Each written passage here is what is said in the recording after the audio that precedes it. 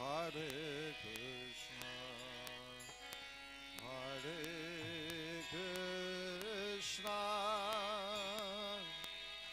Krishna Krishna, Hare Hare, Hare Rama, Hare Rama, Rama Rama, Hare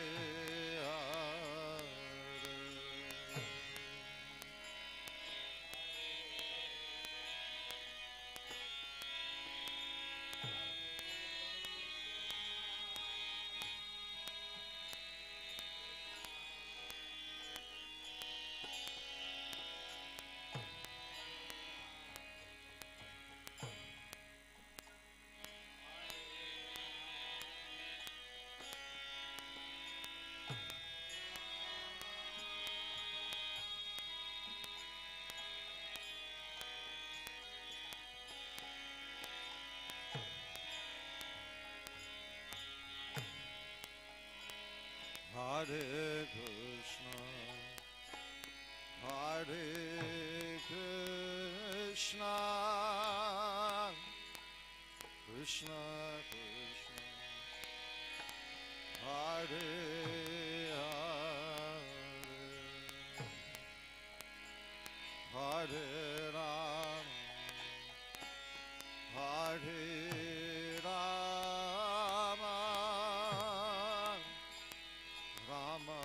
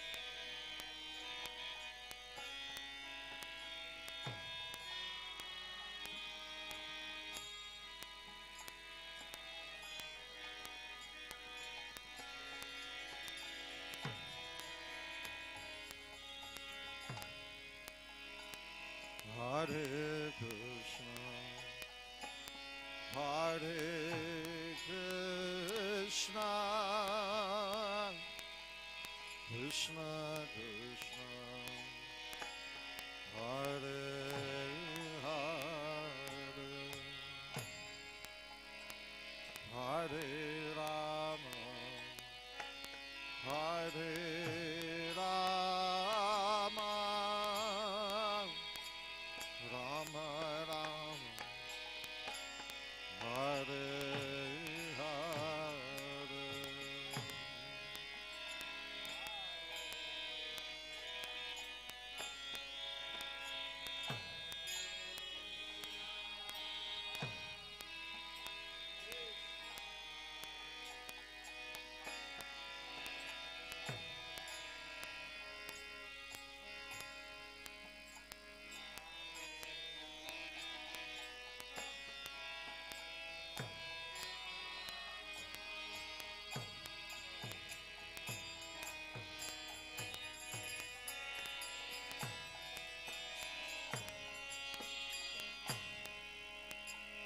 Hare Krishna, Hare Krishna, Krishna Krishna, Hare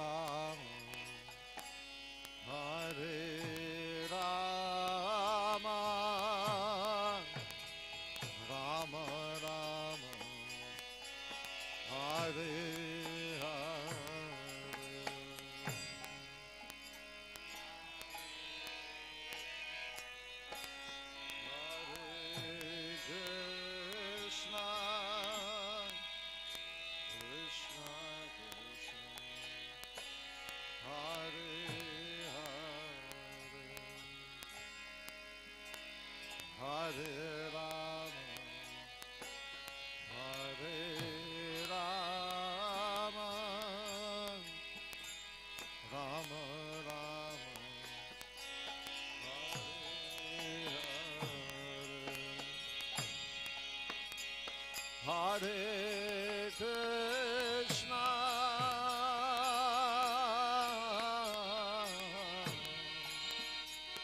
Hare Krishna,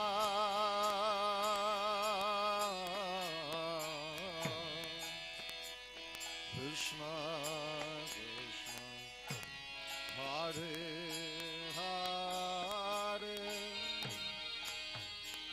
Hare Rama,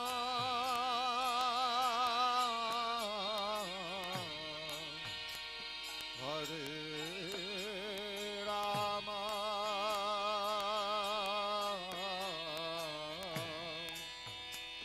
Rama Rama, Hare Hare.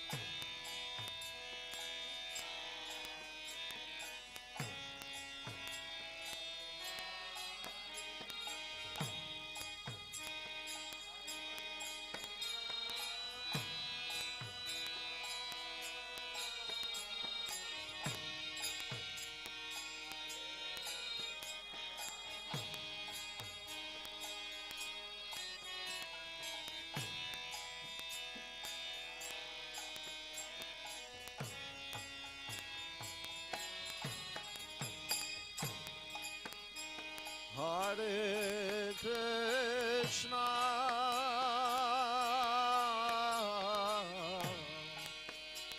Hare Krishna,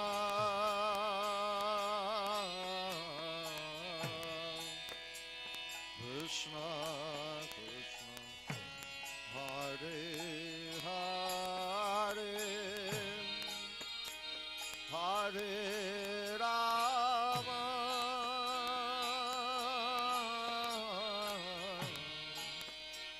Hare Rama,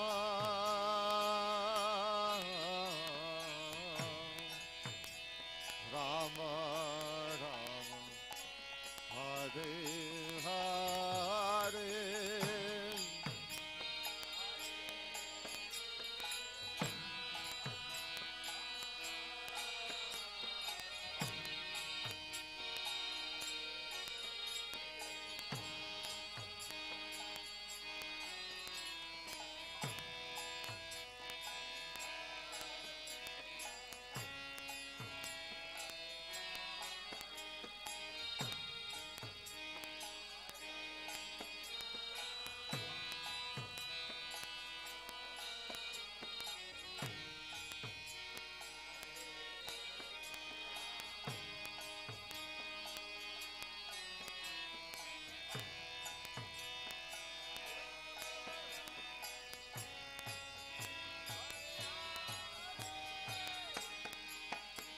Hare Krishna,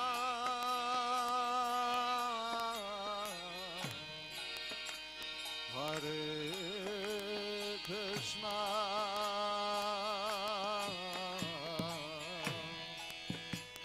Krishna Krishna, Hare Hare, Hare Rama,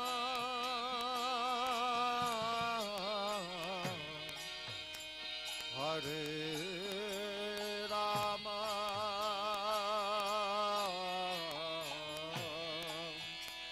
Rama Rama, Hare Hare.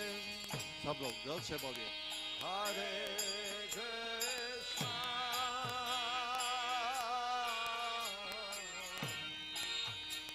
Hare Krishna,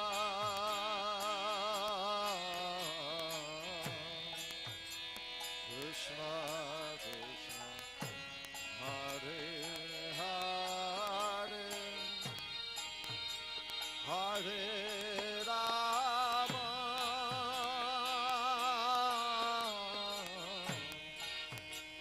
Hare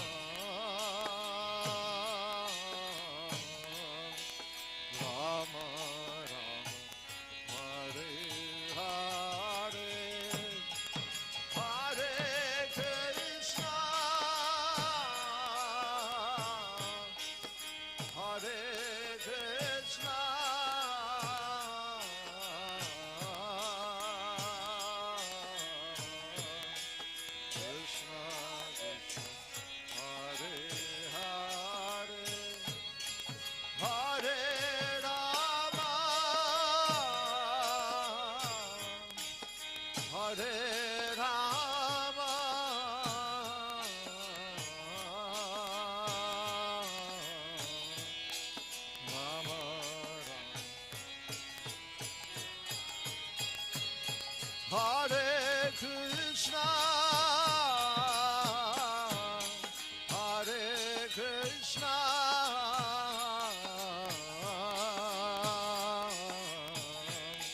Krishna Krishna, Hare Hare, Hare Rama, Hare Rama,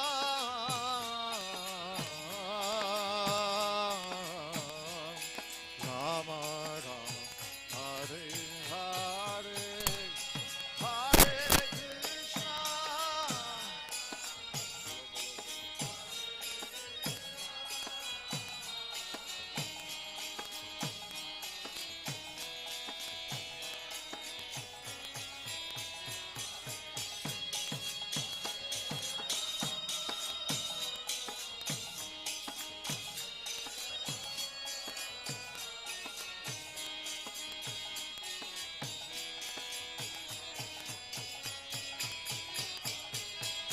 Hare Krishna, Hare Krishna, Krishna Krishna, Hare Hare, Hare Rama, Hare Rama, Rama Rama, Hare Hare.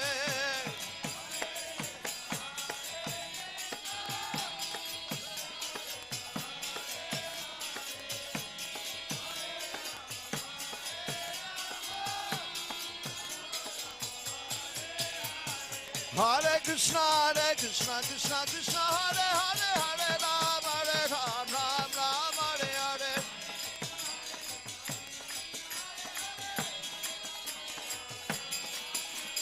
Hare Krishna, Krishna Krishna, Hare Hare, Hare Ram, Ram Ram, Hare Hare.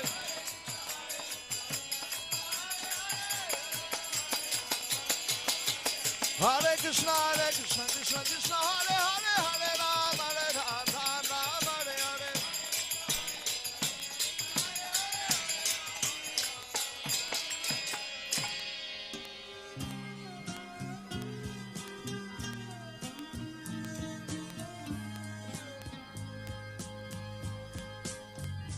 Govindam Adipurusham Tamaham Bhajami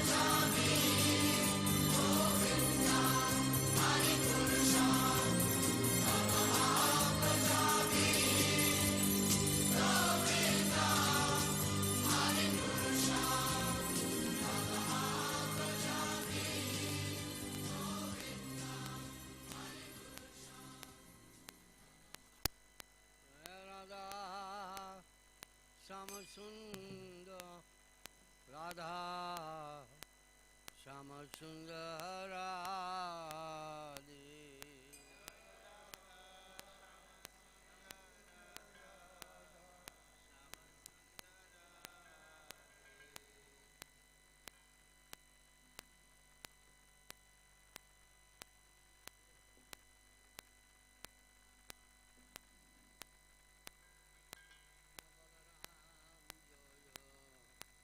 Krishna Balaram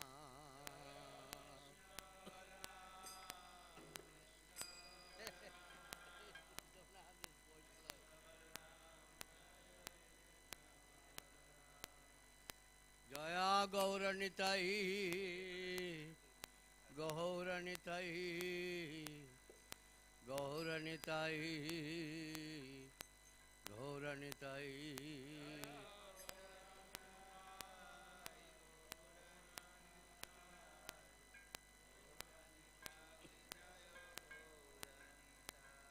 Jaya Prabhupada Prabhupada Prabhupada Jaya Prabhupada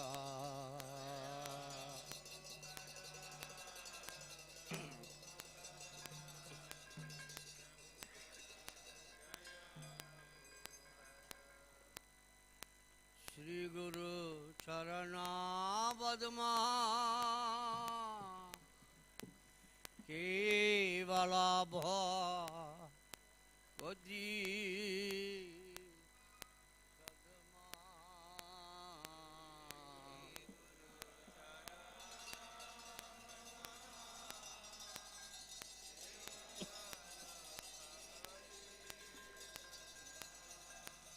Bhandamoye Shabadhana Mahate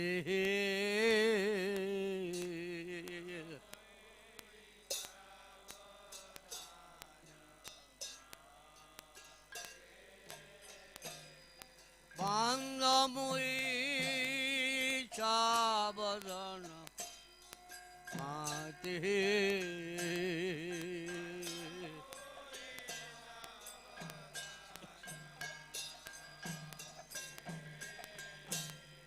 Yahara Prachade Vai Eve Bhavatu Diyaya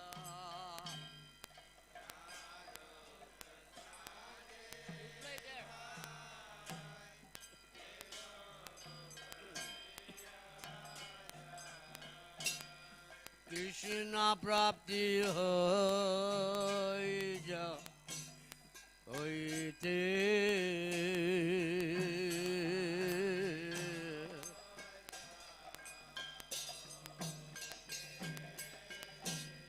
Krishna Prapti Oija Oite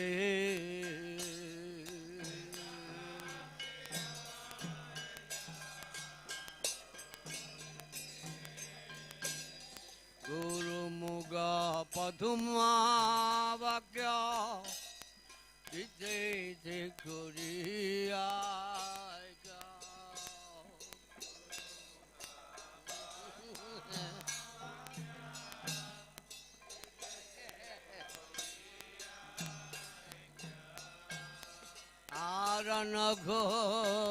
Aranagoriya Mane Asha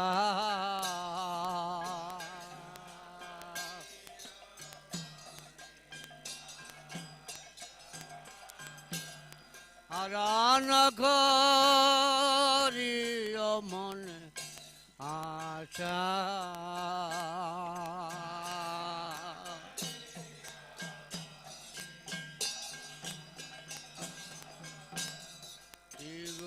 Charane Arati Esevu Gomagati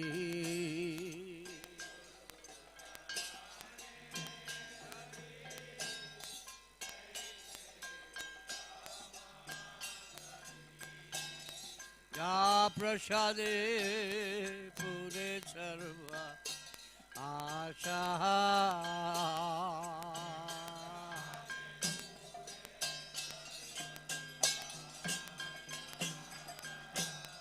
का प्रसादे पूरे सर्व आशा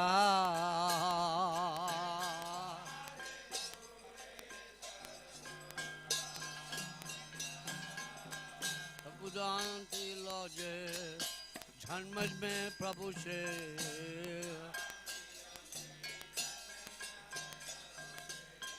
चकुदांती लौजे जन्म जन्म प्रभु से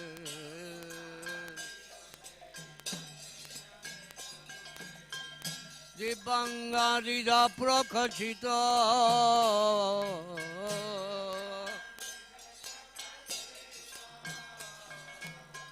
दिवंगारिदा प्रकचित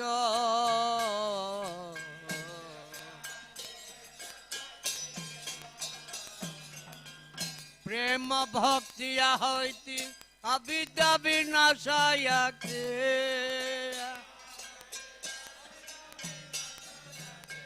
वेदंगाया करदित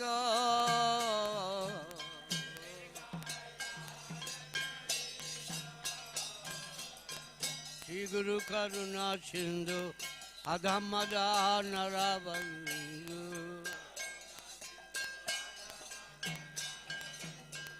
लोकनाथ लोकेर जीवना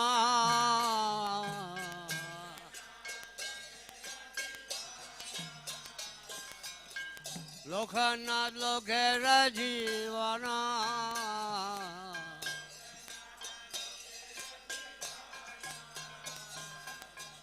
आहा प्रभु कर दया दिया मोर पद छाया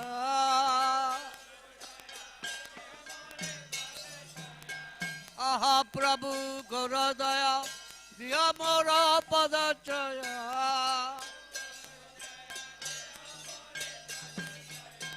ये बजा कुछ त्रिभुवना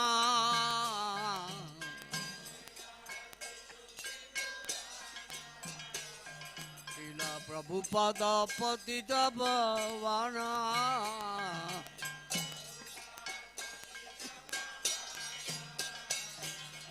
आहा प्रभु कर दया दिह मोर पद छाया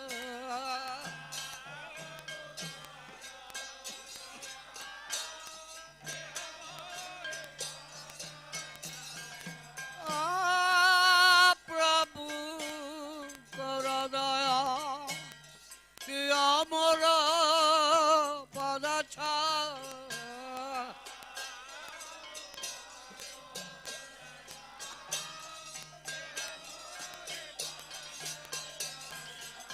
प्रभु पतित पावना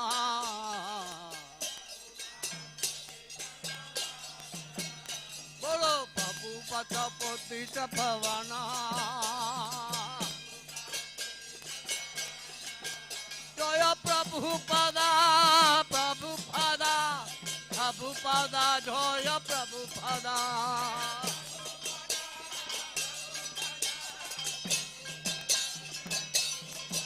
जय प्रभु पदा प्रभु पदा प्रभु पदा जय प्रभु पदा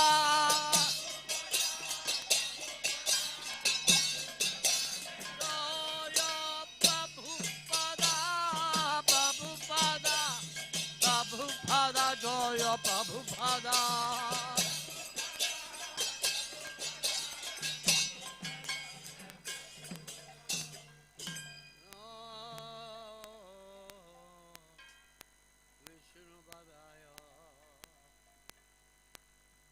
कृष्ण बसाया भूतले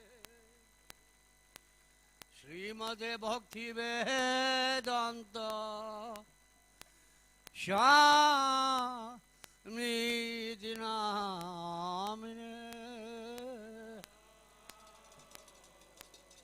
जय श्री भगवान महाराज की जय।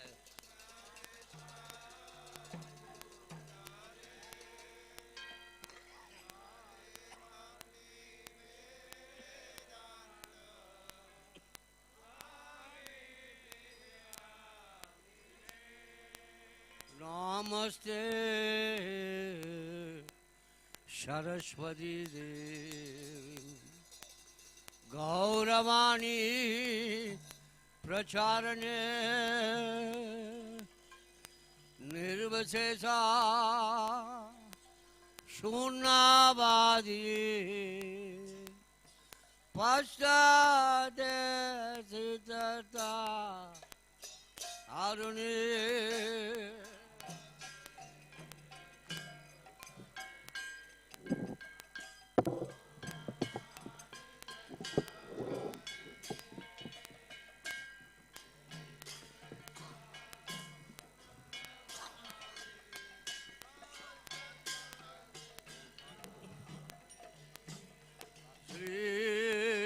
Krishna Chaitanya Prabhu Nityananda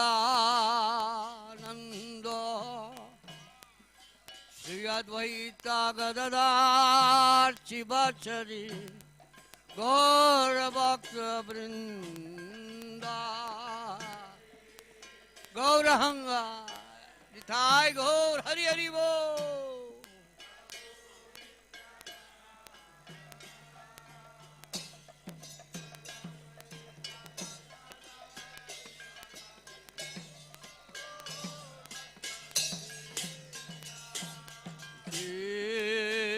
Krishna Chaitanya Prabhu Nityananda Sri Advaita Gadadhar Chivachari Gaura Bhakta Vrinda Gaur Hari Hari Bol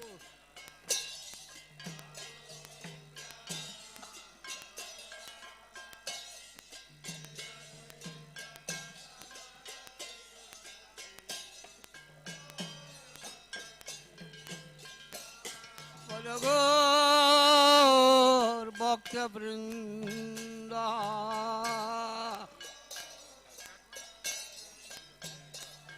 Bhaja Gaur Bhakta Vrinda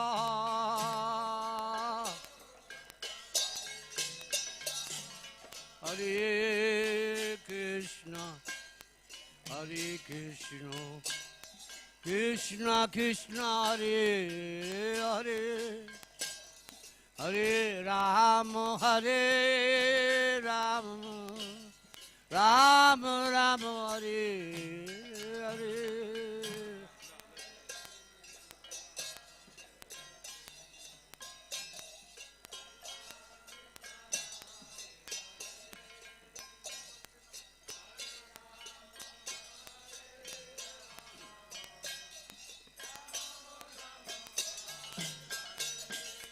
Hare Krishna, Hare Krishna, Krishna Krishna, Hare Hare, Hare Ram, Hare Ram, Ram Ram, Hare Hare, Krishna Gauranga.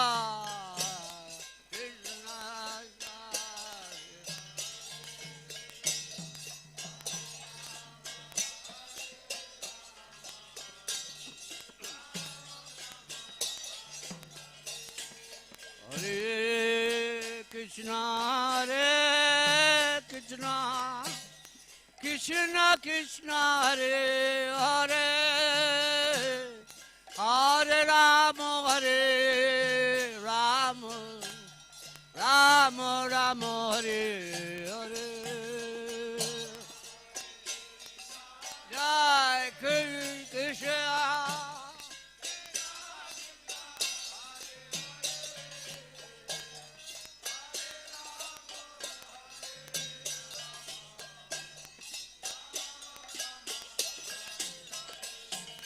Hare Krishna, Hare Krishna, Krishna Krishna, Hare Hare, Hare Ram, Hare Ram, Ram Ram, Hare Hare.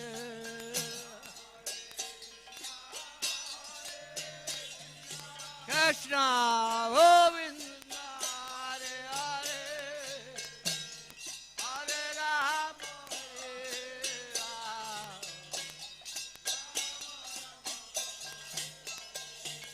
Hare Krishna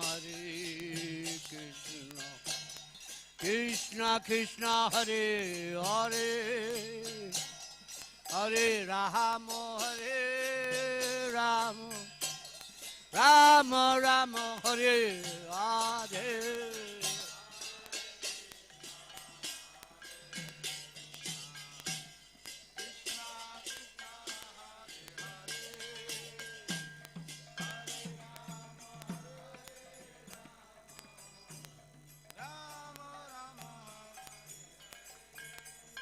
Hare Krishna, Hare Krishna, Krishna Krishna, Hare Hare, Hare Rama, Hare Rama, Rama Rama, Hare Hare, Hare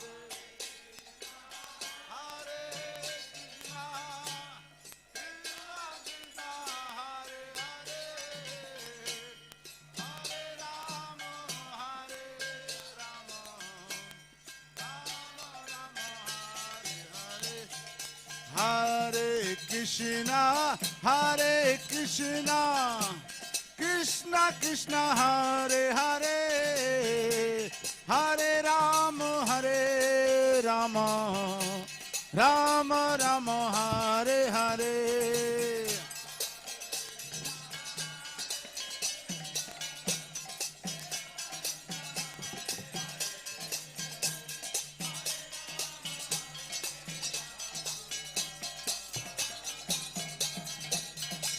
Oh Hare Krishna, Hare Krishna, Krishna Krishna, Hare Hare, Hare Rama, Hare Rama, Rama Rama, Hare Hare.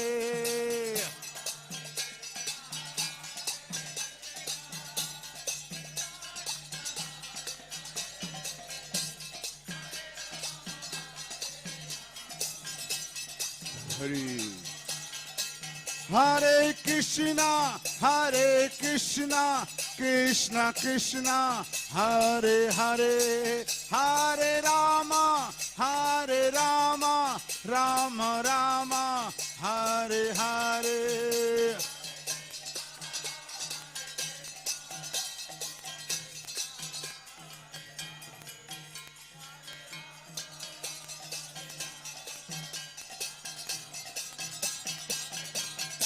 Hare Krishna, Hare Krishna, Krishna Krishna, Hare Hare, Hare Rama, Hare Rama, Rama Rama, Hare Hare.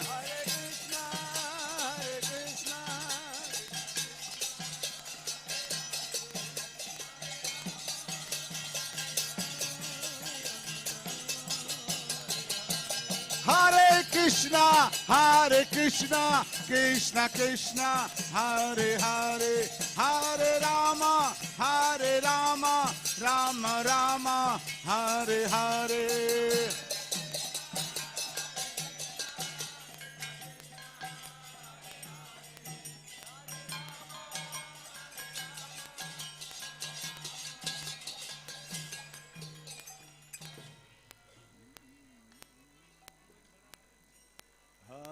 Hare Krishna,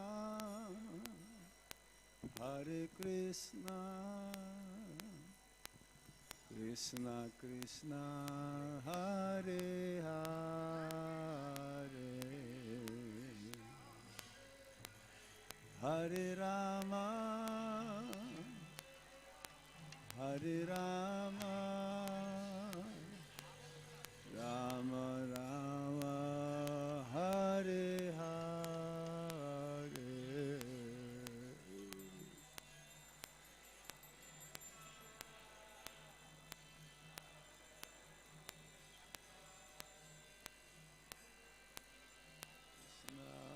Hare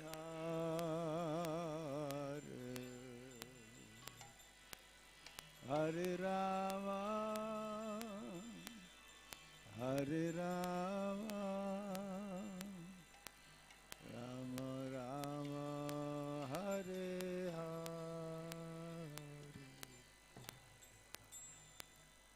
Hare Krishna, Hare Krishna, Krishna Krishna, Hare Hare, Hare Rama, Hare Rama, Rama Rama, Hare Hare.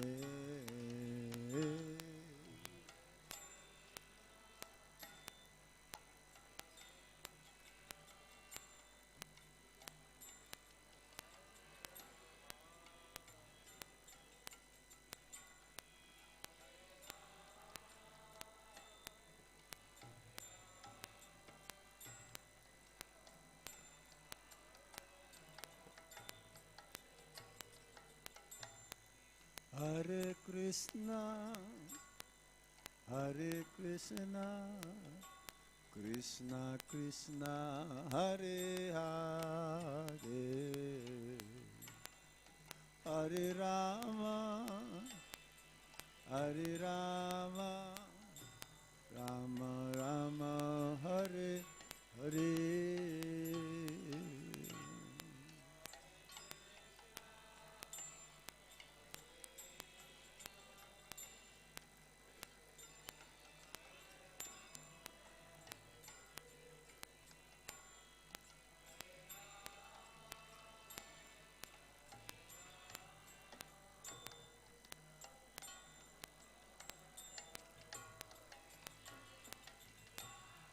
Hare Krishna, Hare Krishna, Krishna Krishna, Hare Hare,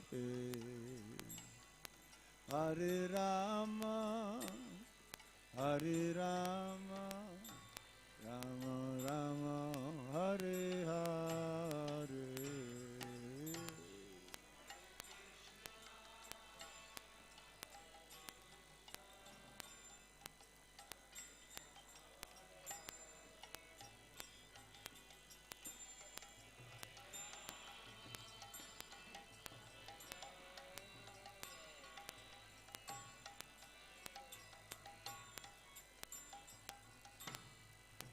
Hare Krishna, Hare Krishna, Krishna Krishna, Hare Hare, Hare Rama, Hare Rama, Rama Rama, Hare Hare.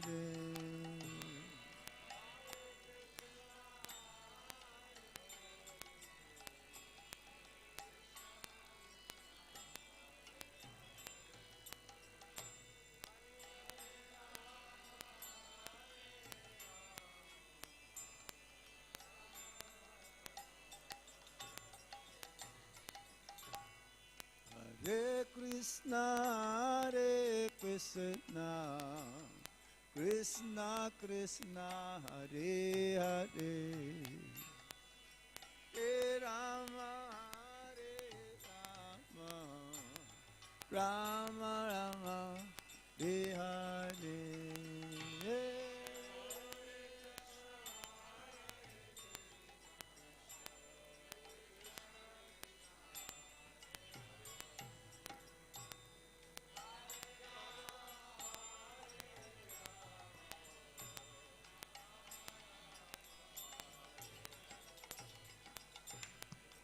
Hare Krishna, Hare Krishna, Krishna Krishna, Hare Hare,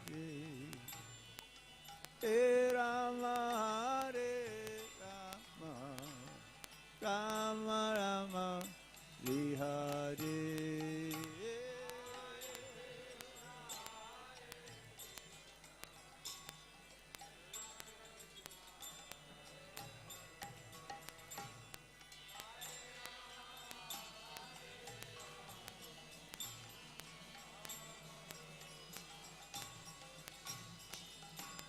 Hare Krishna, Hare Krishna, Krishna Krishna, Hare Hare, Hare Rama, Hare Rama, Rama Rama, Hare Hare.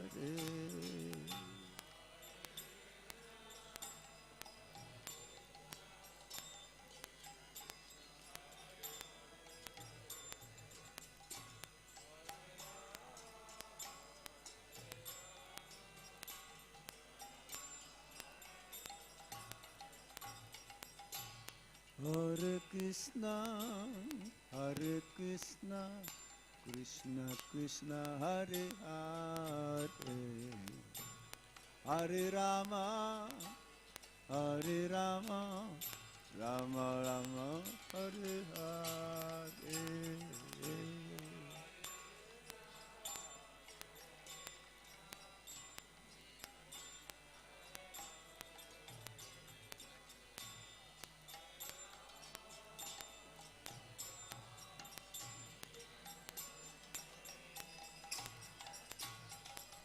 Hare Krishna, Hare Krishna, Krishna Krishna, Hare Hare, Hare Rama, Hare Rama, Rama Rama, Hare Hare.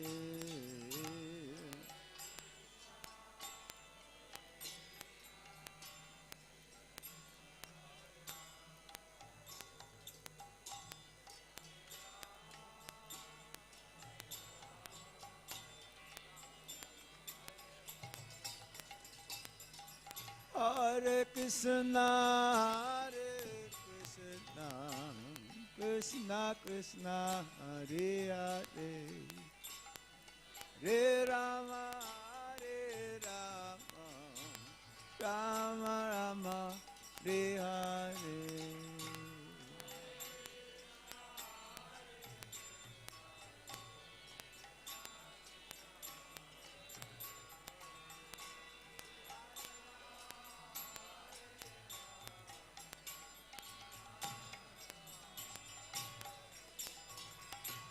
Hare Krishna, Hare Krishna, Krishna Krishna, Hare Hare, Hare Rama, Hare Rama, Rama Rama, Hare Hare.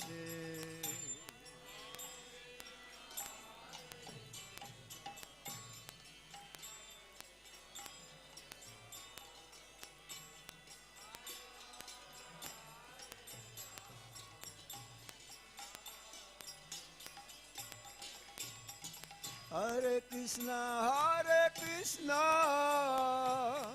Krishna Krishna, Hare Hare, Hare Rama, Hare Rama, Rama Rama, Hare Hare.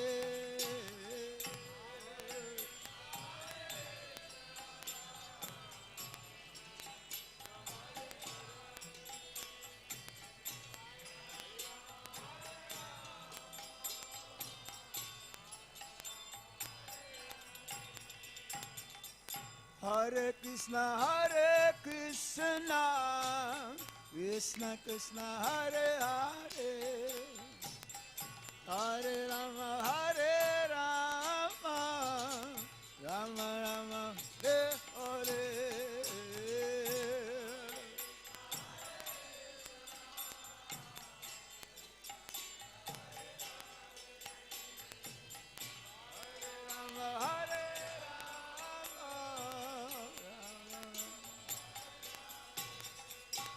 Hare Krishna, Hare Krishna, Krishna Krishna, Hare Hare, Hare Rama, Hare Rama, Rama Rama, Hare Hare.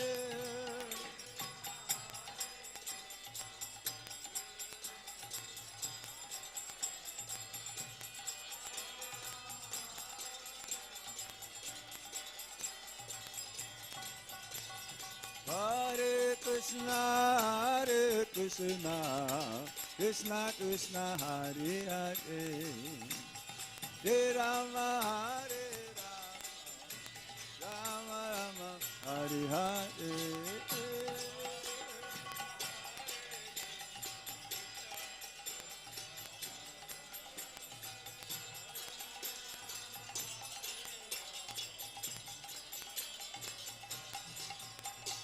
Hare Krishna, Krishna Krishna Hare Hare, Hare Rama Hare Rama, Rama Rama Hare Hare.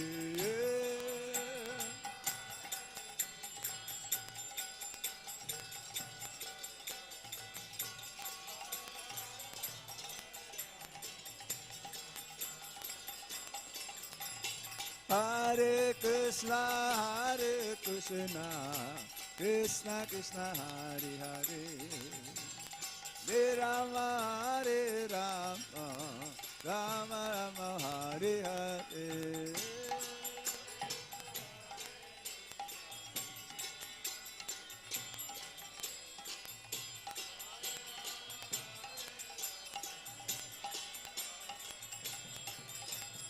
Hare Krishna, Krishna Krishna Hare Hare, Hare Rama, Rama Rama Hare Hare.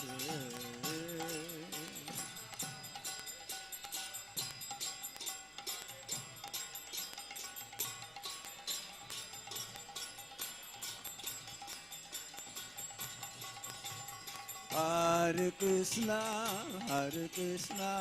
Krishna Krishna Hare Hare, Hare Rama, Rama Rama Hare Hare.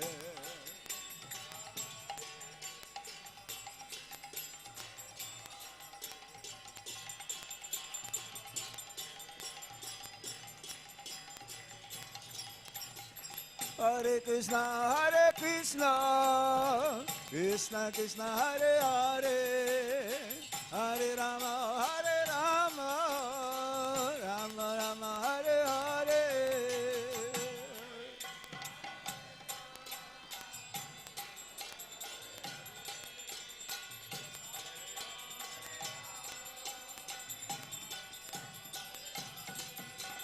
Hare Krishna, Krishna Krishna Hare Hare, Hare Rama,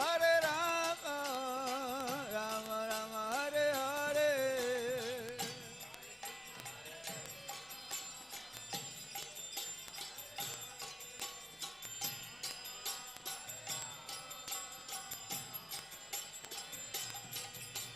Hare Krishna, Krishna Krishna Hare Hare, Hare Ram, Ram Ram Hare Hare.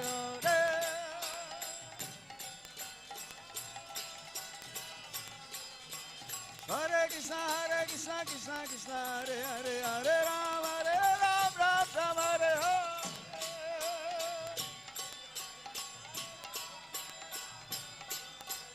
Hare Krishna, Krishna Krishna Hare Hare, Hare Ram, Ram Ram Hare Hare.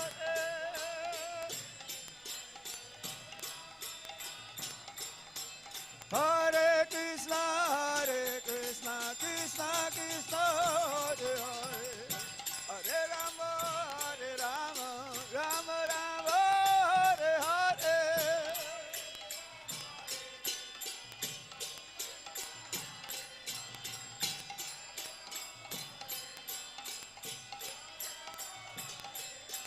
Hare Krishna, Krishna Hare Hare, Hare Ram, Ram Ram Hare Hare.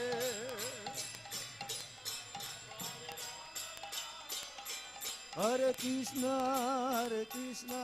Krishna Krishna Hare Hare, Hare Rama, Rama Rama Hare Hare.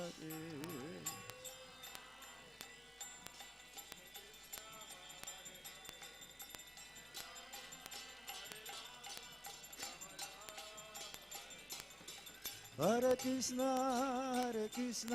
Krishna Krishna Hare Hare, Hare Rama, Rama Rama, Hare Hare.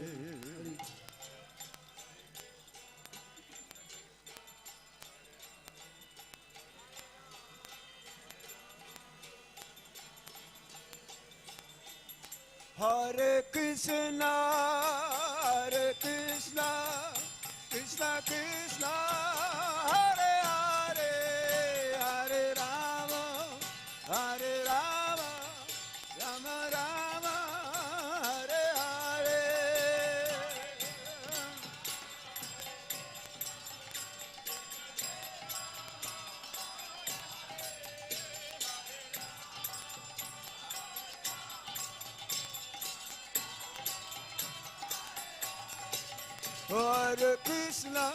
Hare Krishna, Krishna Krishna, Hare Hare, Hare Rama, Hare Rama, Rama Rama, Hare Hare.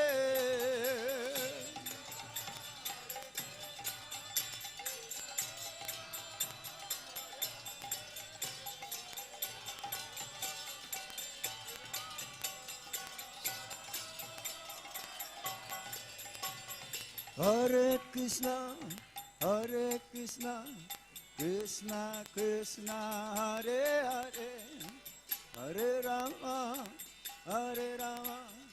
Rama Rama, Hare Hare. Hare Krishna, Krishna Krishna, Hare Hare, Hare Rama,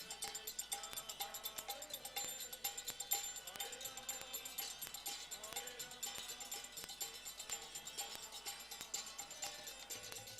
Hare Krishna, Krishna Krishna, Hare Hare, Hare Rama, Rama Rama, Hare Hare.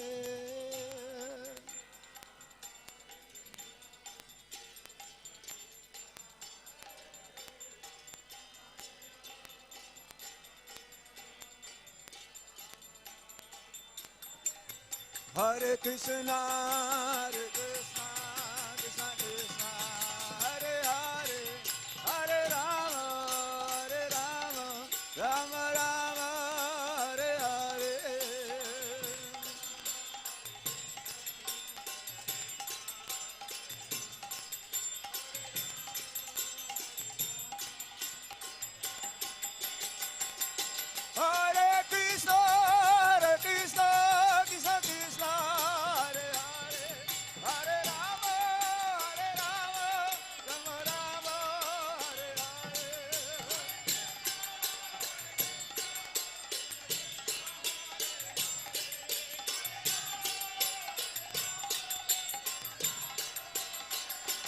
Hare Krishna, Krishna Krishna, Hare Hare, Hare Rama,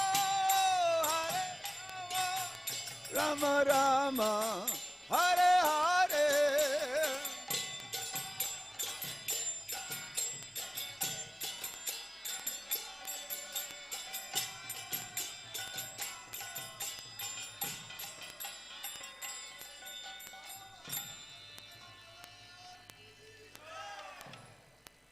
Jai Radha Madhava Kunj Vihari.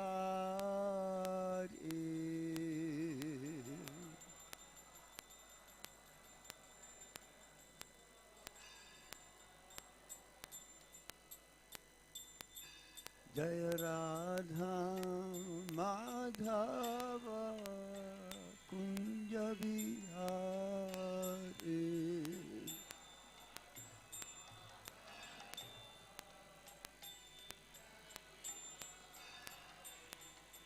Gopi Jana Vallabha Girivaradhari.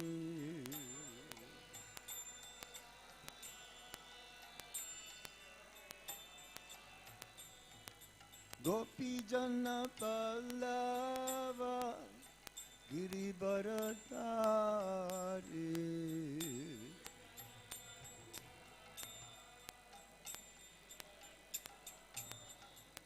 Jaya Radha Madhava Kunja Vihari.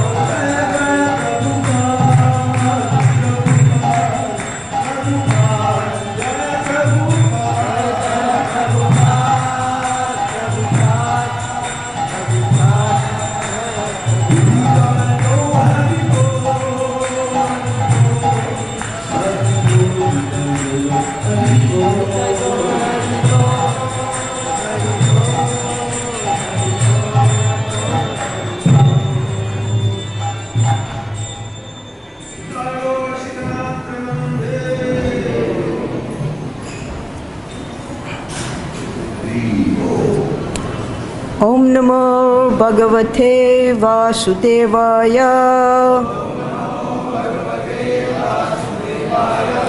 Om Namo Bhagavate Vasudevaya. Om Namo Bhagavate Vasudevaya. Today we're reading from Srimad Bhagavatam, Canto 10, Chapter 16, texts 50 and 51. Tasyaiva temus tanavas trilokyam Shanta ashanta uta mudha yonaya Shanta priyaste yadunan vitum satam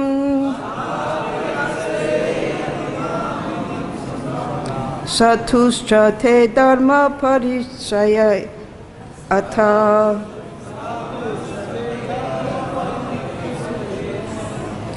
Tasyaiva te mustanavastrilokyam Shanta ashanta uta mudha yonaya Shanta priyaste yaduna vitum satam Satuscha te dharma paripshaye hatha Tasyaiva te mustanavastrilokyam Shanta ashanta uta mudha yonaya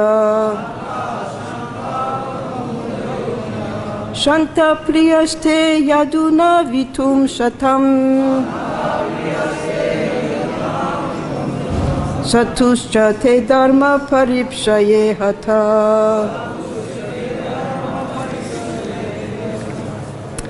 Word for word. Tasya, of him. Eva, indeed. Te, of you. Amhu, these. Tanava, material bodies. Trilokyam, throughout the three worlds. Shanta, peaceful in the mode of goodness. Ashanta, not peaceful in the mode of passion. Uta, and also Mudayonaya, born in ignorant species. Shanta, the peaceful persons in the mode of goodness. Priya, dear. Te, to you.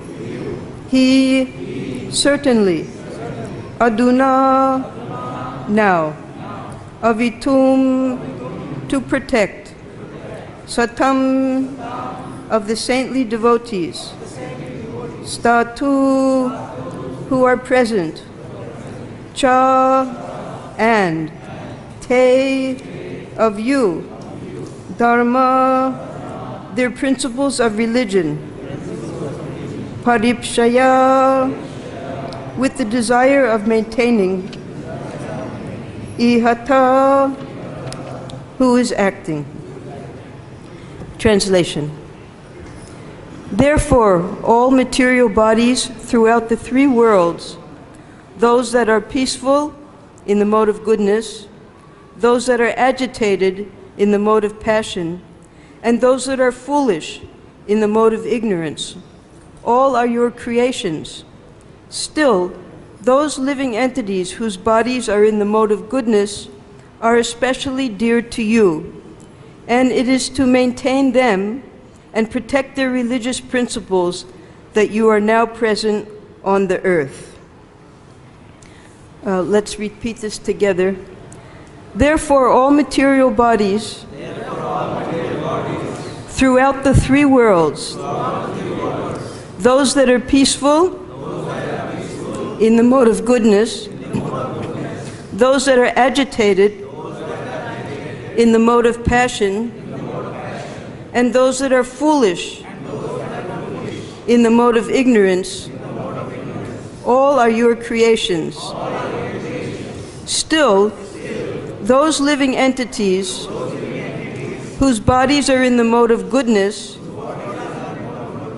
are especially dear to you, and it is to maintain them and protect their religious principles that you are now present on earth.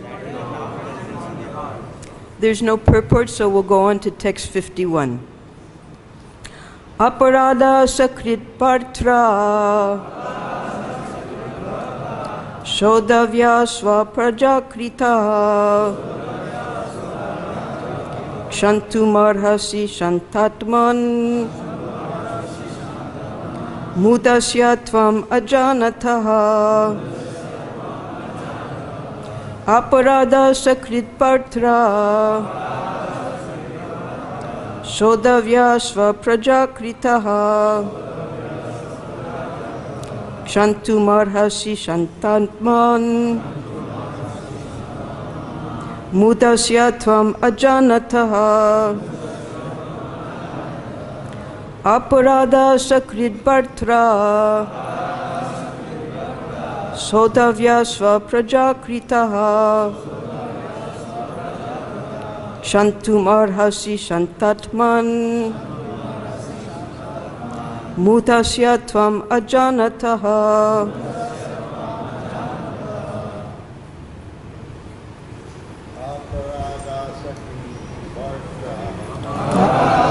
Sakripatra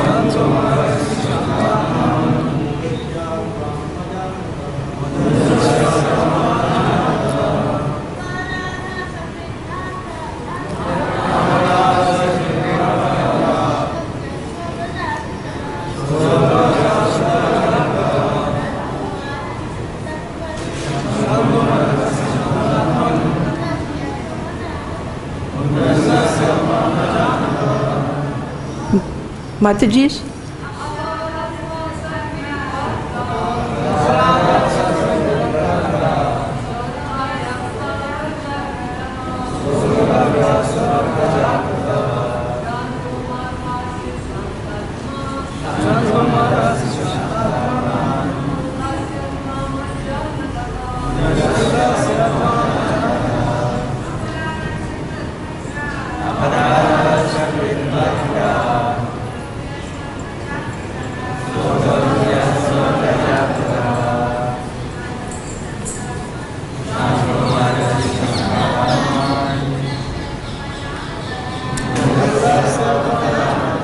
Word for word. Aparadaha, the offense. Sakrit, just once. Bartra, by the master. Shodavya, should be tolerated. Svapraja, by your own subject. Krita, committed. Kshantum, to tolerate. Arhasi, it is benefiting for you. Shanta Atman, O you who are always peaceful. Mudhasya, of the foolish one. Tvam, you. Ajanataha, who does not understand. Translation and purport by the disciples of Srila Prabhupada. Translation. At least once, a master should tolerate an offense committed by his child or subject. O Supreme Peaceful Soul, you should therefore forgive our foolish husband, who did not understand who you are. We can repeat together. At least once, a master should tolerate an offense committed by his child or subject. O Supreme Peaceful Soul, you should therefore forgive our foolish husband, who did not understand who you are. Purport. Because of their extreme anxiety, in this verse, Kali's wives mention the same idea twice, that the Supreme Lord should kindly forgive their foolish husband. The Supreme Lord is Shanta Atma, the Supreme Peaceful Soul, and therefore the Nagapatnis suggest it would be proper for him to overlook at least this once, the great offense committed by the ignorant Kaliya. Nama Om Vishnu Padaya Krishna Prasthaya Bhutale Srimati Bhaktivedanta Swaminiti Namine Namaste Saraswati Deve Gauravani Pracharine Nirvishesha Sunyivari Paschatya Deshatarine Om Jnanatimrandasya Jnananjana Salakaya Chakshurun Militam Jena Tasmai Shri Gurave Namaha. Before describing the glories of the most fortunate Kaliya Nag and Krishna's compassion upon him, I want to sincerely thank Srila Prabhupada for establishing this Krishna Balaram temple at the place of their pastimes. Krishna Balaram, they're so merciful, and they perform many glorious pastimes here in this area of Raman Reti. Now Krishna, he is so compassionate that he danced on the heads of Kaliya, leaving his mark. But for all of us, he's even more compassionate, because whenever we're chanting his holy name, Krishna and Ram and Srimati Radharani, they're dancing on our tongues. So therefore, every time we're chanting our japa, chanting kirtan, we can remember this special mercy of the Lord, how for the devotees, he's dancing on their tongues and subduing all of our evil qualities, just as he did to Kaliya here. Now, this was the first temple that Srila Prabhupada established and opened in his lifetime here in India. It is the main temple at that time for Krishna and Balaram to glorify their pastimes. But it so happens that outside of India, Srila Prabhupada also got constructed and established one major temple. And that major temple is on Ramanaka Dvipa. Now, how did this happen? Srila Prabhupada was on a plane on his way to Hawaii. Prabhupada, at least 15 times, he ran around the world, and this was in 1974. So this plane, it stopped in Fiji for 3 or 4 hours, and it was the middle of the night. Prabhupada, he was just with 2 of his disciples. One was Satsrup Maharaj. Satsrup Maharaj had hurt his knee. He couldn't walk, so he stayed on the plane, and Prabhupada came out of the plane to see the beauty of Fiji. He was with his disciple Vaikuntanath, who was traveling with them. Vaikuntanath stayed completely silent, and when Prabhupada and him came out of the plane, they saw this splendid heavenly beauty of Fiji, with the moon, the clear skies, the palm trees. It was just like heaven, because this Ramanak Island, it's a part of one of the continents called, in English, it's called Oceania. It goes from Australia to Hawaii. There are hundreds, maybe even thousands of islands on that one continent. And in Jambudweep, the islands of Jambudweep, this is the central island. And this is where the snakes live, the Nagas. So while Prabhupada was enjoying the night, looking at the moon, and they're just walking on the tarmac, all of a sudden, out of nowhere, came a devotee, dressed just like a devotee with tilak and dhoti. He ran up to Prabhupada, offered his dandavats, and said, "Prabhupada, there's some people here in Fiji who want to meet you." So Prabhupada was brought to the visitors' lounge, and he met at that time one devotee, Deoji Punja, with his wife Bhagavati and brother, who was later to become Bhuvana Mohan. So Deoji Punja, he had seen the devotees in Australia, and he was so amazed. Who has made these mlechas into devotees?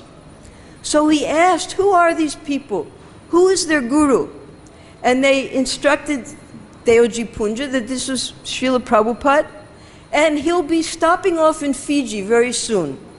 So Mr. Punja went all the way to Fiji, his home, and arranged with the airport that he could meet Prabhupada in the stopover. So they met at this time, and Prabhupada, he explained that this is Ramanaka Dvipa, and you should establish a temple here. Now I'm going, but I'll come back next year, and we will establish this temple. So 1975 came. Within that time, Mr. Punja made a whole house for Prabhupada, Prabhupada Nivas. He collected all of the people of Fiji, more than 50% are Indians, and they had huge festivals for Srila Prabhupada.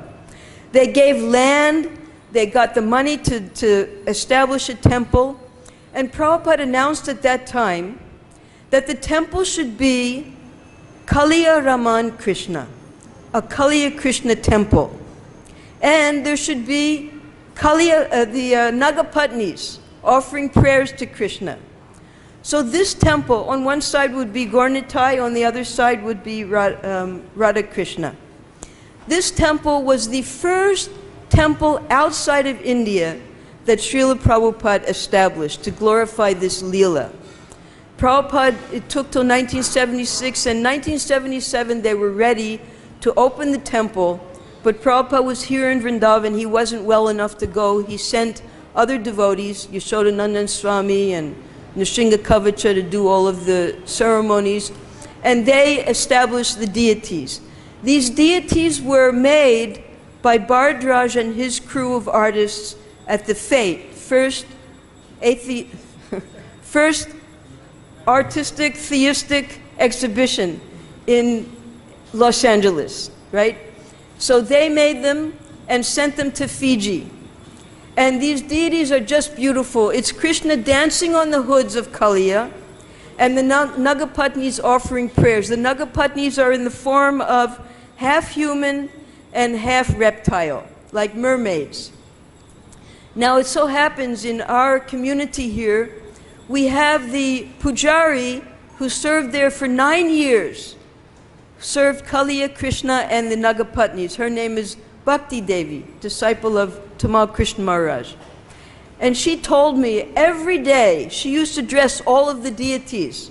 She would start with Kaliya and Krishna, and then sometimes while she was dressing Krishna, Kaliya would bite her with his teeth. He had little thorny teeth, and they would grab onto her, and sometimes he would bite her so hard that the teeth would break off. So she would go out and find thorns from bushes and paste them in to replace the teeth. So the pastime was still going on even after Kaliya Krishna had become a great devotee. He couldn't control his nature. So I asked Bhakti Devi that we heard that Kaliya is still in Fiji. Now Prabhupada confirmed this.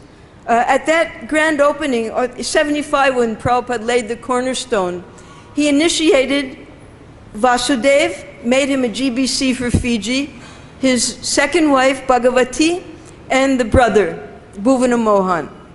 And they established this temple for Prabhupada. So Prabhupada said at that time that Kaliya is still here in Fiji. He lives here.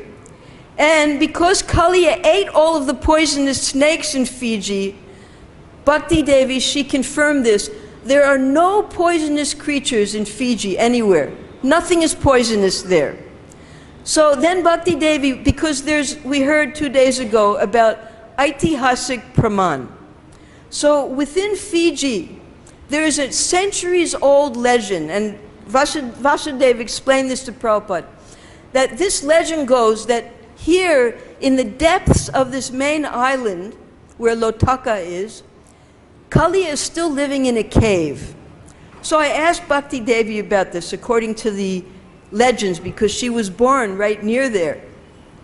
She said, yes, you drive for 5 miles, 5 hours into the interior of the island, and then there are no more roads, you have to walk. And you'll see 3 huge mountains. And in the center of those mountains is a kund. And at that Kund shore is a Kadamba tree. And there still lives Kaliya and the Nagapatnis. And they have tunnels and caves. And through these tunnels, they travel to the other islands. So all of this, and the locals, because the population in Fiji is broken up to the natives and the Indians who came there as indentured servants, and later they settled there and became very wealthy business people.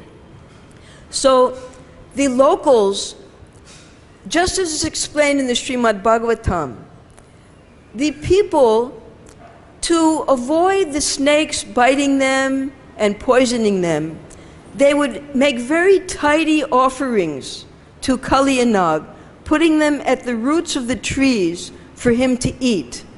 So these offerings are still going on by the native Fijians. And to this day, there are huge snakes, but they live in the water. But they don't bite anyone, and they don't have any poison. So this is present-day Fiji. So this is the first temple Prabhupada established in India, and that, at Ramanaka Dweep, is the first temple that was established by Prabhupada outside of India. So now, in a half an hour, we're going to try to understand millions of years of how this all happened. Because we're dealing with one day of Brahma. We know in one day of Brahma there are 14 Manus. The first Manu was Swayambhuva Manu. And at that time, in Satya Yuga, we had heard earlier, there'll be a little bit of repetition, but with more details. Just like when you paint a picture, first there's a background, then you make the outlines, then you start adding all the details. So now that we've heard about Kaliya Leela for about a month now we'll hear some more very nectarian details about this Leela. So there were two sages. One sage, he was meditating in his ashram at Vindhya Mountains. And another sage who wandered, the first sage's name was Vedashira, and he had a nice ashram. The other sage, he used to wander from ashram to ashram. And Vedashira, he was very attached to his ashram, and when he saw Ashvasira coming, he forbade him to come to do his tapasya in his ashram. He said, "This is my ashram, you go somewhere else. We don't want people like you here." Very angry, very malicious, almost sinister. So Ashvasira, who was a gentle, Shanta, he was a devotee, he said, "You're behaving so angrily. I've done nothing, and you have so much malice towards me. You're just like a snake, so become a snake." Now this upset Vedashira very much, and because of his angry nature, he counter-cursed Ashvasira. He said, "Well, if I'm going to become a snake, because you're just flying around everywhere, going from place to place like a crow, you become a crow." So they were both devotees, but they had a fight. These things happen sometimes, even in Satya Yuga, the devotees fight. So because they were both devotees of Vishnu, suddenly Vishnu appeared in between the two of them. And he said, "You're just like my two arms. I love both of you like my own arms. And I see you now are both so unhappy because you've cursed and counter-cursed each other. But I can't change the curse, but I'm going to give you benedictions. For Vedashira, you become a snake, but I will dance on your heads, and the mark of my heads will be on your head. And for Ashvasira, you'll become a crow, but you'll have complete knowledge of all Ram Katha, and you will preach Ram Katha as a crow." So this was the benediction. Still, the curses were there. So just like we heard about Varahadev, two Varahadev incarnations. One was in Satya Yuga, and then the sixth Manu, that's Chakshusha Manu. Now we're in the seventh Manu. Chakshusha Manu, Daksha, when he had offended Lord Shiva, he took birth again in this Chakshusha Manu. He had many daughters, and Kashyapa Muni also took birth at that time. he married his daughters to Kashyapa Muni. And two of the daughters, Kadru and Vinata. Vinata was the eldest, Kadru was younger. They were serving their husband. He wanted to give them a boon. So first Kadru said, I want 1,000 sons, powerful Nagas. And when Vinata heard that she was going to get 1,000 sons, she was older and more sober, she said, I only want 2 sons, but I want them to be more powerful than Kadru's son. There was this envy, you know. So Kadru, she gave birth to 1,000 eggs, and they quickly hatched. The primary of them was Ananta, and Vasuki, who was the king of the Nagas, and then there was also Kaliya. He was a great, powerful, poisonous Naga. So these were all the Nagas came from Kadru. And when her eggs hatched, Vinata again became a little envious, and she decided to break one of them open so it would hatch quicker. And that breaking open, the baby wasn't formed yet. That was Aruna. He only had half of his body formed. And he was so upset with his mother. Aruna is who drives the chariot of the sun god. So he's always sitting in his chariot. He doesn't move because he doesn't have legs formed yet. He cursed his mother that you will become the slave of your co-wife, Kadru. But after 500 years, the second egg will hatch, and that bird will deliver you from slavery. So sure enough, it happened. Kadru tricked Vinata. That's a whole other story, but she became the slave of Kadru. She had to carry her around and all the snakes around. Finally, Garuda was hatched after 500 years. He was hungry. He immediately flew off to find something to eat. But when he came back, because this was all in Ramanak Island, when he came back where the Nagas lived, Kadru was treating him also like a slave. So he asked his mother, now how do I free you from slavery? So he asked the Nagas, what can I give you to free my mother? And the Nagas told him, we want nectar from heaven. So immediately Garuda went, he stole the nectar. While he was stealing the nectar, he came here. He came here because these pastimes are eternal. He put nectar on that tree, the Kadamba tree. And he stored some nectar at the top of the tree. Then he gave the nectar, he freed his mother. Now, he was so angry with the Nagas, and because birds eat, just like birds here eat worms, big birds eat big worms, which means snakes. So he, as he liked, he ate the snakes. He was eating the snakes, and the snakes realized he's so much more powerful than us, so they began to give him regulated offerings. But Kaliya, being especially poisonous and envious, he started to eat those offerings. Garuda came after him. Kaliya tried to bite him. Garuda was able to overpower him with his talons and his wings. And Kaliya started being chased by Garuda all over the universe. He went down way below Patala Loka is his big brother Anantashesha. He said to Anantashesha, where can I go in the universe to get away from Garuda? Now Anantashesha, he knew about this pastime because they're eternal. He said there's only one place where Garuda can't go in the universe, and that's this lake in Vrindavan. Now we begin the real crux of this chapter, and that is understanding the nature of aparads. Because at that early time, Sobari Muni, he was meditating here in this very lake, Kaliya Daha, Kaliya Radha. Sometimes he would levitate, sometimes he would be submerged in water, and he was meditating on Brahman. He hadn't attained the stage of bhakti. And sometimes when he was under the water, he would open his eyes and he would see the little fish, and they pleased him. He had some compassion for the fish, some affection for them. Now one day Garuda came, And the king of the fish, Garuda caught and ate. Now Subari Muni, he forbade him. He said, no, don't touch these fish. But Garuda, being a bird and he was hungry, he ate the fish anyway. So Subari Muni, in order to save the fish, he cursed Garuda that if you ever come to this place again, you will die. So Garuda couldn't come to that place anymore. But Subari Muni didn't. He had committed 3 major offenses by cursing Garuda.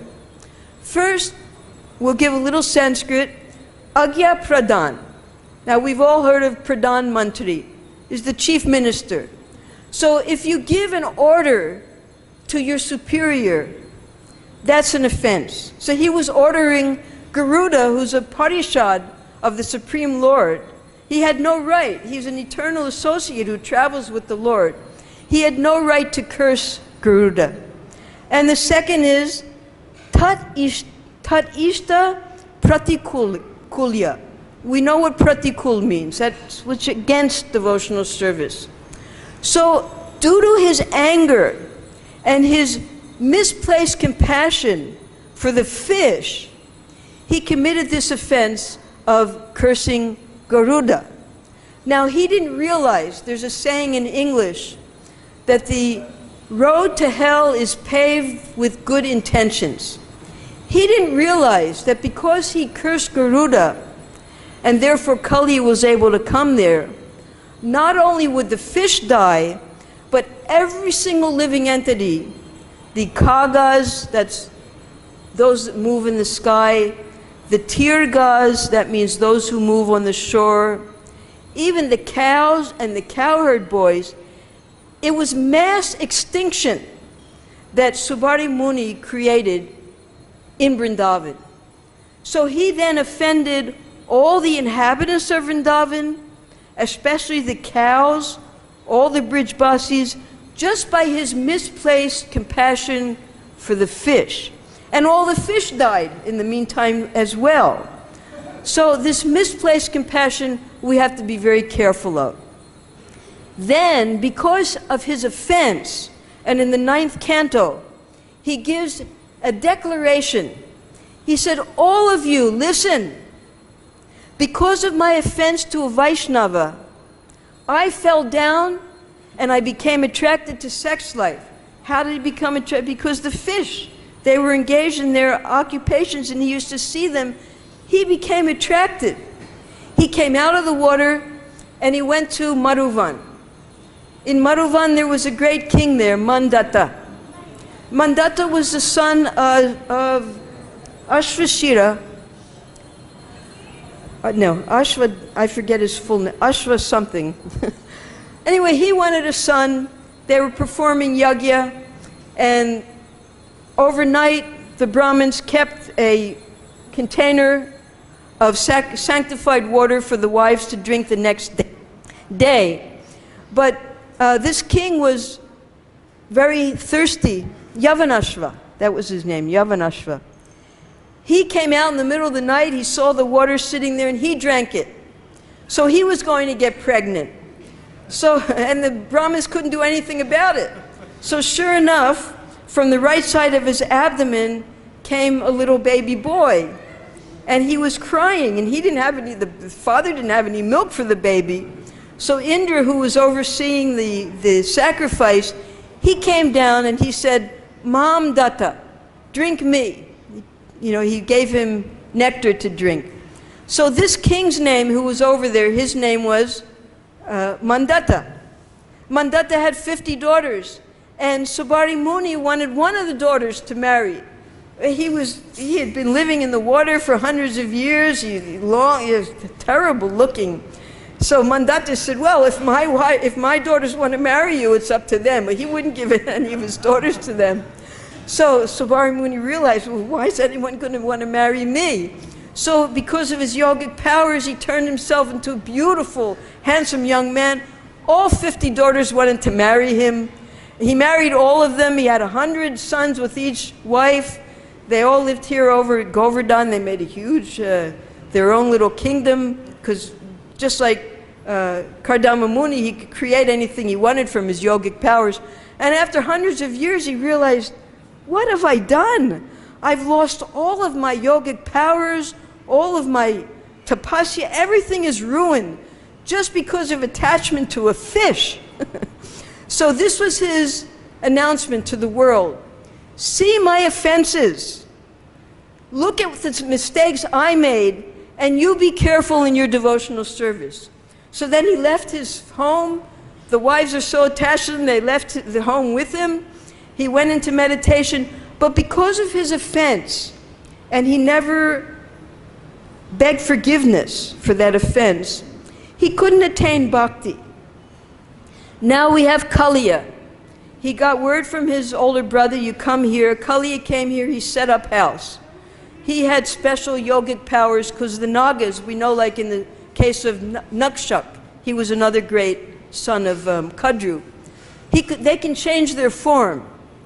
So Kaliya, he was able to make solid things out of water. He made palaces in the water, and he stagnated the water. He cut it off from the Jamuna. Now when we first came here, because we know when we go on Jamuna Parikrama, all of the ghats are there one after another. The ghats are there because the Jamuna used to flow there. But then when they made the dam in Jamuna Nagar up in Haryana, the Jamuna was taken over to where it is now.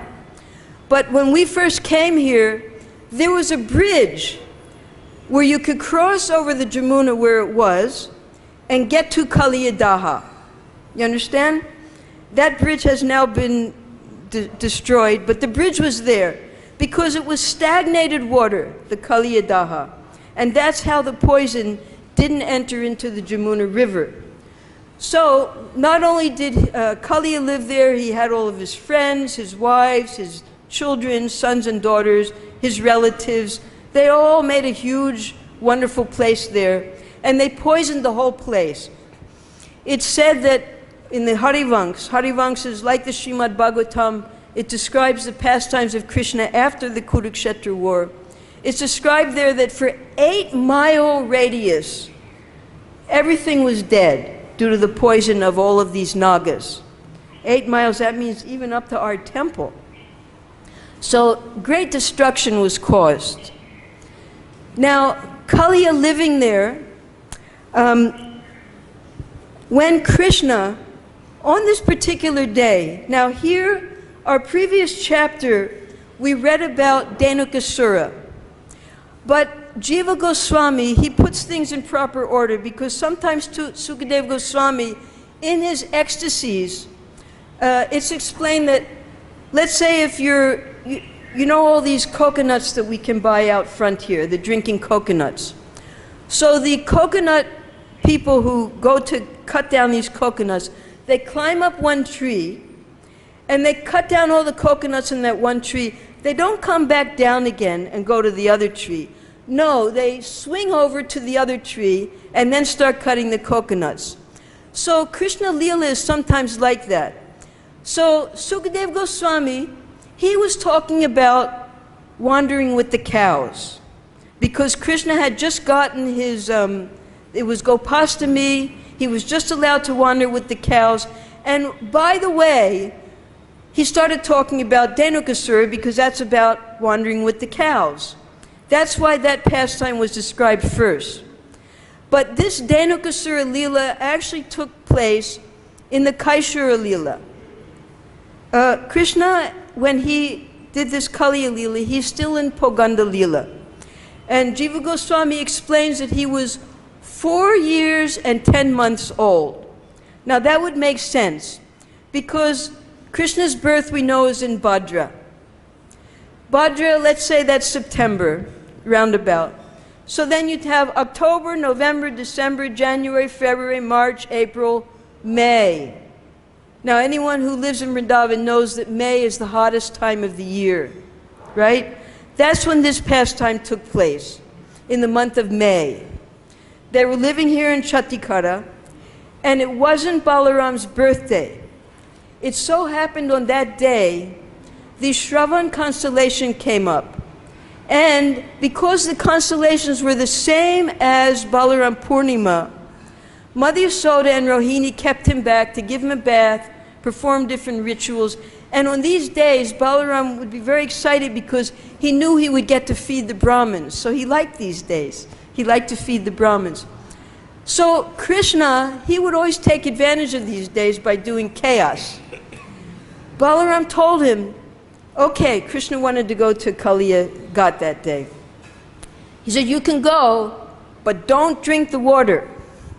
So Krishna and all the calves, all the cows, all the cowherd boys, they were coming from Chatikara, just along here. They just walked right where our temple is to Kaliya Daha. And the cows were especially thirsty.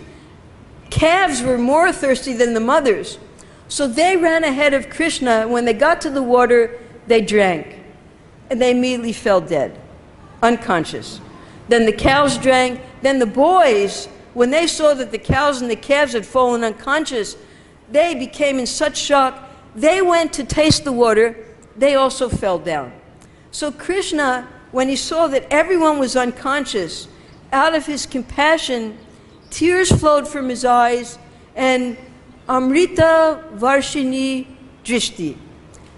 From the nectarian flood of his glands, he was able to bring them all back to life. Now the Supreme Lord is able to do that, and also all of these inhabitants of Vrindavan are Nityasiddhas. They're all eternal associates of the Lord. They don't die. They just go from place to place. So they were unconscious.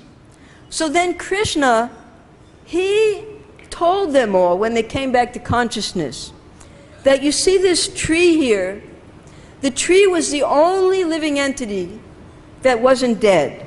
That's because Garuda had put the nectar there. Krishna said, I want to climb up to that top of the tree and get the nectar that Garuda kept there. He tricked them. He climbed up, and instead of getting the nectar, he jumped into the kund, and they were just completely paralyzed with fear what he had done. He jumped in, he started to play and frolic and make music, and this attracted the attention of Kaliya. Kaliya came out fierce, angry, malicious, ready to kill Krishna. And Yogamaya put a shield over Krishna because Kaliya, the first thing he did was, with his poisonous fangs, he wanted to sink his fangs into Krishna's body. But Yogamaya protected Krishna's body. So then they started to fight, and the demigods who were watching, they decided to send all of these omens so that the Brijbasis would come. Now the Brijbasis, in the meantime, at Chatikara, they were just about to start the big feast from Balaram's birth ceremony. They were all sitting down. The prasadam had already been prepared, and they see all these omens in the sky, on the land, in their bodies. All three types of omens were so inauspicious. They just got up, they didn't eat, they didn't drink, nothing. They ran. They finally came to Krishna at this place. And Balaram, now here we have, because some people think that there's rasabas here, because the Brijbasis were full of Karuna Ras. Now, Karuna Ras is in relationship to Krishna. That's the Vatsalya Ras. When they're just so worried about Krishna, and they're mercifully, they want to protect him, this is Karuna Ras. Balaram, he was full of Hasya Ras. These are all temporary rasas that are manifest in the sthayi bhavas of their ras. So Balaram was laughing, and the Brijbasis, they were beyond themselves with fear and worries and fainting and crying. Now, this Hasya Ras that Balaram exhibited, that was to cool them down, to convince them, you have nothing to worry about. You know Krishna, he killed Putana, he killed Baka, he killed Asura. Don't worry about this little snake, this worm in the water. We'll go there, you'll see.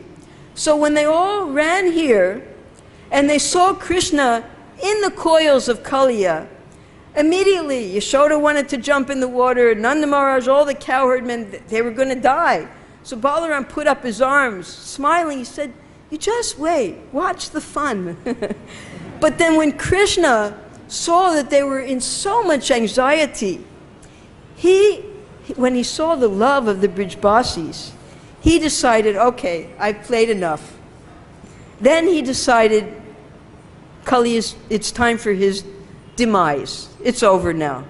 We've played enough. Because before this, they were circling and dancing, and the demigods were showering the flowers. It was like an arena of fun for Krishna and Kaliya.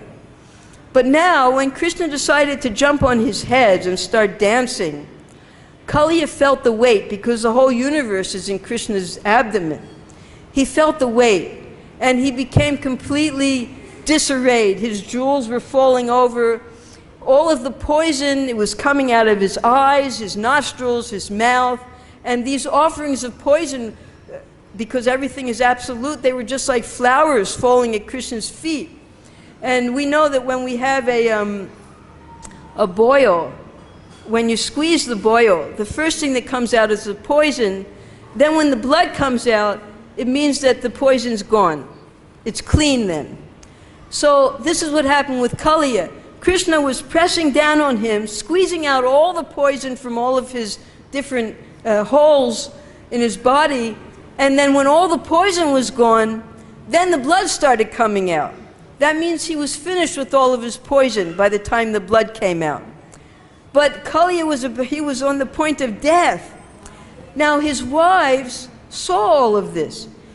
His wives, they didn't think much of Kaliya. They didn't have a good opinion of him because they were devotees of the Lord. They were naturally devoted to Krishna. But after all, he's the husband. When Kaliya understood that this must be Narayan, only Narayan could defeat me. So then he became surrendered. Now, in the Nectar Devotion, Rupa Goswami, he describes different types of, it's called Prita Bhakti Rasa. That's the Dasya Rasa. There are different divisions, it's very scientific. If we had an extra class time, we could describe all the different types of servants. But Kaliya, he falls, we know the Vishaya is Krishna, and the Ashraya are the devotees. Within the Ashrayas, there's the Adikritas, that's the demigods, and the next is the Ashritas, and that's those who take shelter of Krishna after much suffering. So two examples are given, and one is Kaliya, and the other is the kings who had been stolen by Jarasandha. Their prayers are very similar, because they were enjoying thinking that they were the lords of the universe, and then when they were devastated, they took shelter of the Lord. So at this point, Kaliya becomes a devotee of the Lord, because he realizes, I'm completely at the mercy of the Lord. I must surrender. So he is what's called an Ashrita Sharanya Bhakta. Sharanya, he's taken shelter of the Lord. So when his wives, because they didn't even care if he died before that, but when they saw that he had taken shelter, then they came forward. They brought their sons, they brought their daughters, they brought their eggs, and put them in front of Krishna. And they started rolling on the ground and offering these beautiful prayers.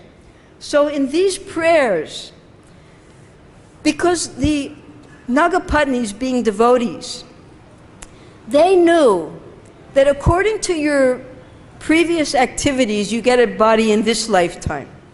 They knew that Kaliya must have been a terribly sinful, envious person. But the fact that Krishna danced on his head meant he also must have performed a lot of great austerities. And that was this Vedashira. He had performed great austerities, but he exhibited enviousness also. Therefore, he took the snake's body and he got the Lord's blessings on his head.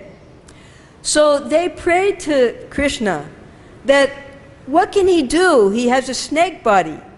A snake is going to be envious and malicious and angry and vicious, everything in the mode of ignorance, because that's the type of body he has. We're all afflicted with the inclinations of the body that we've been presented with according to our past activities. But we can overcome all of those afflictions by this Sharanya, by taking shelter of the Lord. So the Nagapatnis in these two slokas, they said that there's the Ashanta, there's the Shanta, that's in the mode of goodness, there's the Ashanta in the mode of passion, and then there's the Mudhas, that's our husband, in the mode of ignorance. Mudhas means he's foolish, he's a fool, trying to bite you, trying to kill you, causing so much affliction to the Brijbasis. But he was not held accountable for these aparads as Subhadhi Muni was, because he surrendered to the Lord. That's the difference. If you surrender, and later we'll read his prayers, at that point, when he later surrenders and offers prayers, after Krishna was satisfied with the Nagapatnis, because of the Nagapatnis' prayers, Krishna released Kaliya. Otherwise he would have killed him. But they said to him, we'll be without a husband, then we'll have to take shelter of another snake. You please be merciful on our account. Please don't kill our husbands. So, to save them, his devotees, he didn't kill Kaliya. And then when Kaliya regained his consciousness and started to offer prayers, he said, now I'm the servant of my older brother Garuda. He said, just like Garuda is your carrier, I also want to be your carrier. So anytime you need me, I'll come from millions of miles away and I'll take you in the blink of an eye wherever you want to go.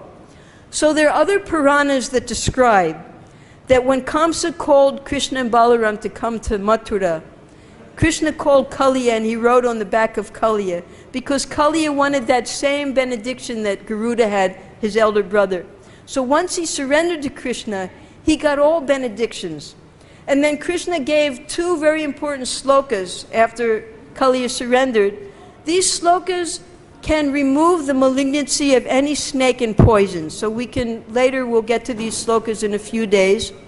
If we ever have any fear of poison or snakes, we can chant these two slokas. But he told Kali at that time, you'll go back to your home in Ramanaka Dweep, and you live there and you never have to worry about Garuda, because he will see the markings of my feet on your head. So then, what Kaliya did was, he put his daughters forward.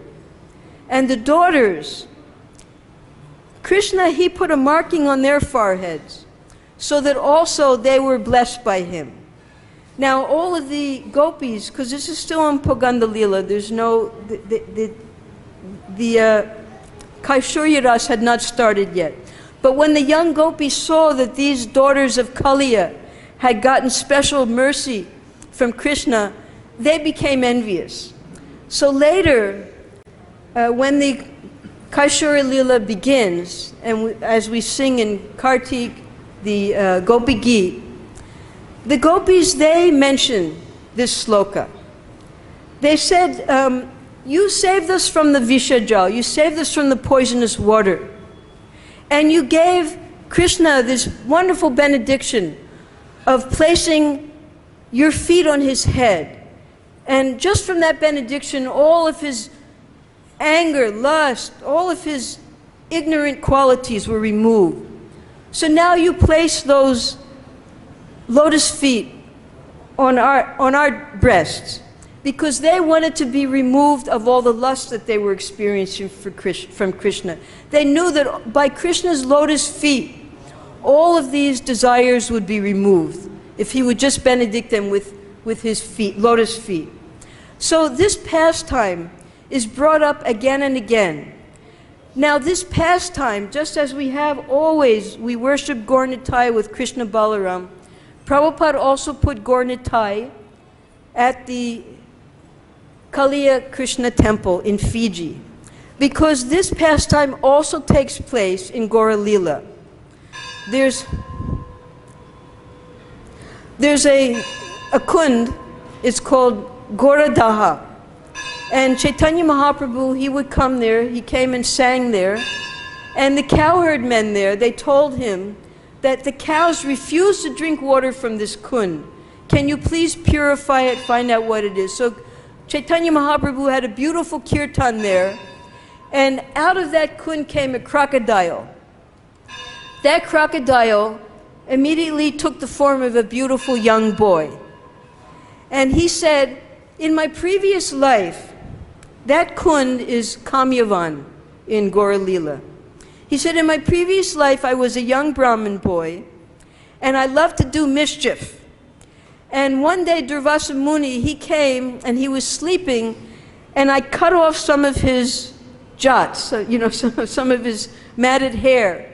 And he got so angry at me, he said, for 4 yugas, you'll have to be a crocodile. So when I prayed to him for forgiveness, he said, you go live in this kund in Navadvip Dham. When Chaitanya Mahaprabhu comes there in Kali Yuga, you will be freed of this crocodile's body, then you can return. So any of us, we commit any offenses, especially to our superiors, by taking shelter of the holy name, just as this crocodile did, we can be freed of the reaction so long as we surrender. And this is the great test. If we want to become free from offenses, we must surrender to the person who we've offended and beg for their mercy. Hare Krishna.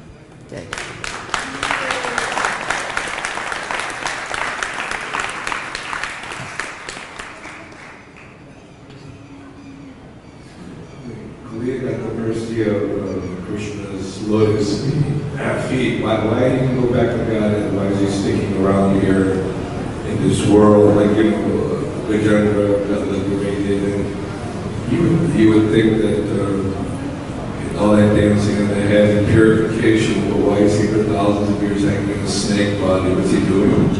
Well, these are Krishna's eternal leelas, so it's also going on eternally. So he did go back to Godhead in that sense because it's an eternal leela that Krishna enacts. Whenever he comes here, he enacts that leela. Thank you. You were saying that the gopis, they became envious. I don't think it's the same envious as materially. No. But that is just the closest word that we can use. It's a spiritual envy, and that also exists in the spiritual world. That spiritual envy is, I want to be able to be on the same level as this person who's greater than me. Yes, competitive. Yes. It's not a vicious or malicious envy. It's yes. Like Satyabhama was envious. Yes. Rukmini having the parijata being given to her, and Krishna gave the whole tree to parijata. Yes. So that competition is there in the spiritual world. Because the English language is very... Yeah, we cannot find right. Krishna.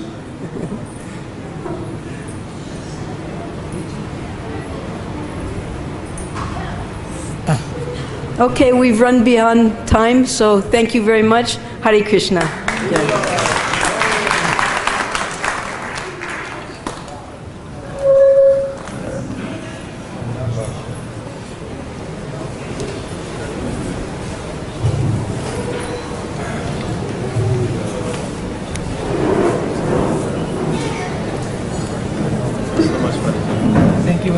From which shastra did you get all your background information? Which shastra, which Veda did you get your information from? Come up, I'll show you my library. Okay. Okay, one day. Okay. Mataji, Ramtal near Sumrak Road. They also say something connected to Saubhari Muni and Mandana. Yes. Well,